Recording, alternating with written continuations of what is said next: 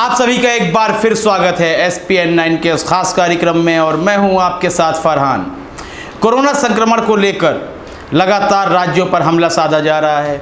यदि सबसे प्रभावित राज्यों में देखें तो नंबर 1 पर आता है, टॉप पर आता है महाराष्ट्र, फिर गुजरात और मध्य प्रदेश।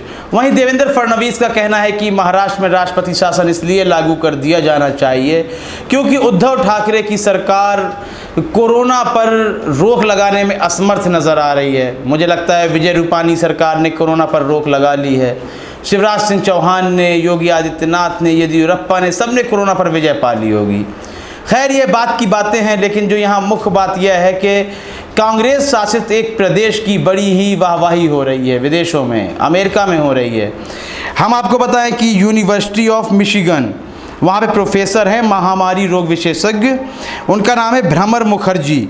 उन्होंने 20 राज्यों पर स्टडी करके एक रिसर्च पेपर बनाया है जिसमें केरल को नंबर 1 पर रखा है। केरल में केवल 7 मामले ही रहे, जबकि केरल से ही कोरोना संक्रमण की शुरुआत हुई थी। वहीं पर पहला कोरोना का मरीज पाया गया था, लेकिन केरल ने अपनी कवायदों को जारी रखते हुए इस महामारी पर रोक लगा ली। यहीं पर दूसरा नाम लेती हुई नज़र आ रही हैं प्रोफेसर पंजाब का। पंजाब में भी मामले बिल्कुल कम होते चले गए। पंजाब भी बिल्कुल विस्फोटक के रूप में सामने नहीं आया। वहाँ भी कोरोना संक्रमित लोग इतने नहीं पाए गए अन्य राज्यों की अपेक्षा। तो यहाँ कहीं ना कहीं देखा जा रहा है कि पहला एक कांग्रेस शासित प्रदेश है, राजस्थान का भी आप नाम ले सकते हैं, मध्य प्रदेश या फिर गुजरात की तरह यहाँ पर संक्रमण नहीं फैला।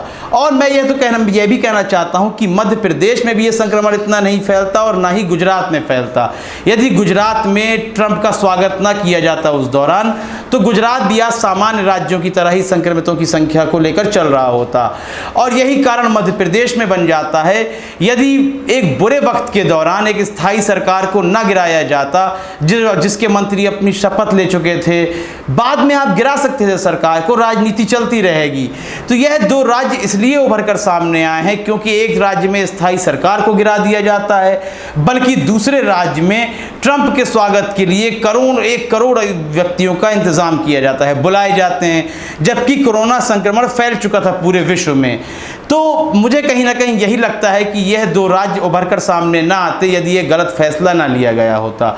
बल्कि कांग्रेस शासित प्रदेश लगातार कवायदे कर रहे थे, बस का इंतजाम भी कर रहे थे, बसों को किस तरह रोका जा रहा था, यह सारी घटना आपने देखी है।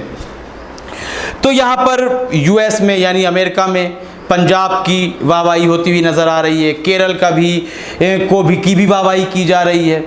तो यहाँ मध्य प्रदेश और गुजरात और फिर महाराष्ट्र की, जहाँ पर राष्ट्रपति शासन लगाने की बात की जा रही है, तो 2 अलग अलग बातें हैं। एक तरफ कुछ और बातें हो रही हैं और दूसरी तरफ आप कोरोना को खत्म करने की कवायद नहीं कर रहे हैं, बल्कि हम सत्ता कैसे गिरा सकें इस पे पूरा जोर लगा रखा है। इस संबंध में आपको क्या लगता है? अपनी राय हमें कमेंट सेक्शन में अवश्य दें। कार्यक्रम को लाइक करें, ज़्यादा से ज़्यादा शेयर करें और चैनल को सब्सक्राइब अवश्य कर दें। तब तक के लिए इजाज़त दीजिए, धन्यवाद।